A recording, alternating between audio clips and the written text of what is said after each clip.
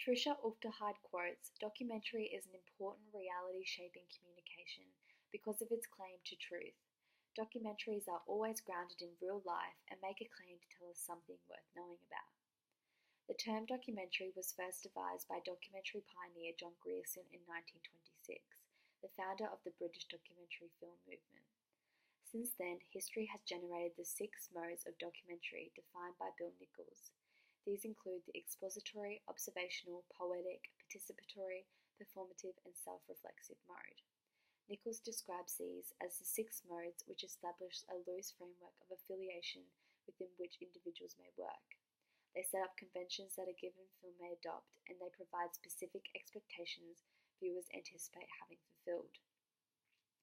This presentation will critically analyze the short documentary 10 Meter Tower in terms of its mode in order to examine its relationship with the content of the film. It will be argued that 10 Meter Tower is an observational documentary, which is arrived at by examining the observational mode, the content of the film itself, and Max van Ark and Axel Danielson's unique filmmaking style. When examining the mode, Bill Nichols states, one mode of documentary will normally be dominant. In the case of 10 Meter Tower, the mode that is heavily present is the observational mode. This is because 10 Meter Tower utilizes all of the observational features, some of which include the fly-on-the-wall approach, events unfolding in real time, and the non-intervention of the filmmaker. This approach is exemplified by artists such as Richard Leacock, Albert and David Mayles, Frederick Wiseman, and Alan King.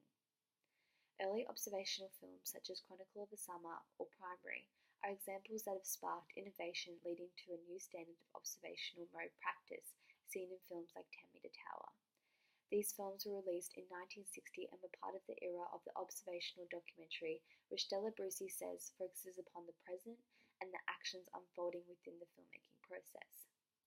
This is the premise of 10 Meter Tower, as viewers observe as a number of participants attempt to jump from a 10-meter high diving platform. The actions of these participants unfold within the filmmaking process.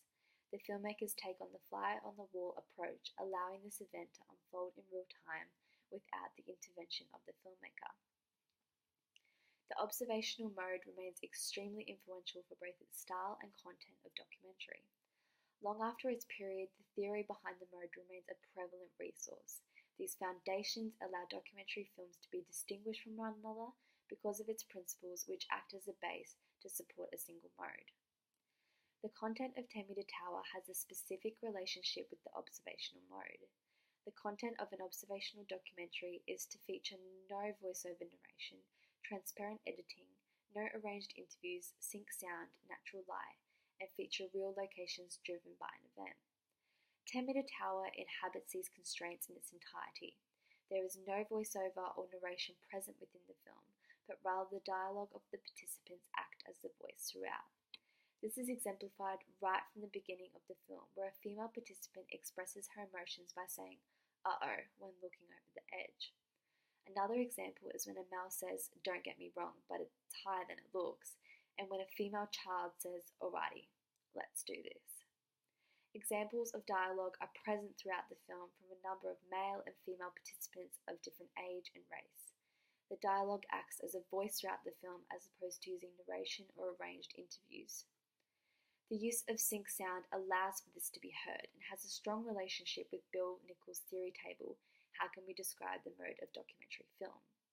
The filmmaker gives up full control of the sound and places multiple microphones around the platform to record the atmosphere, the action taking place, as well as what is said by the participants and heard in the given situation. This practice was set in motion within the 1960s revolution by employing mobile 16mm technology. The innovation of sync sound to record image and sound simultaneously has been used within 10 Meter Tower to overhear the participants in ordinary conversation with either themselves or another individual standing on the platform. 10 Meter Tower takes place within an indoor swimming pool complex, a familiar setting to audiences surrounded by natural lighting, allowing the event to unfold. The film agrees with Nichols' viewpoint in its entirety in regards to time and space. The film has a strong sense of continuity that links the words and actions of the subjects from shot to shot. This allows the editing to be transparent with the use of split screen, slow motion, and minimal camera angles. This adopts Stella Bruce's viewpoint that the purpose of observational film editing is merely to compress material, not to manipulate it.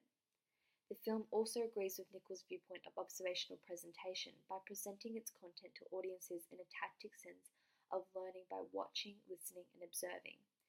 This presentation alludes to the film's terrain, which is slow, enabling audiences to be patient, which in turn lets the audience to decide for itself about what it sees and hears.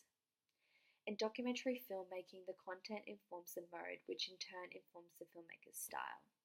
According to their website, filmmakers Danielson and Aertryck collaborate under one of the most innovative production companies in Scandinavia called Platform Production.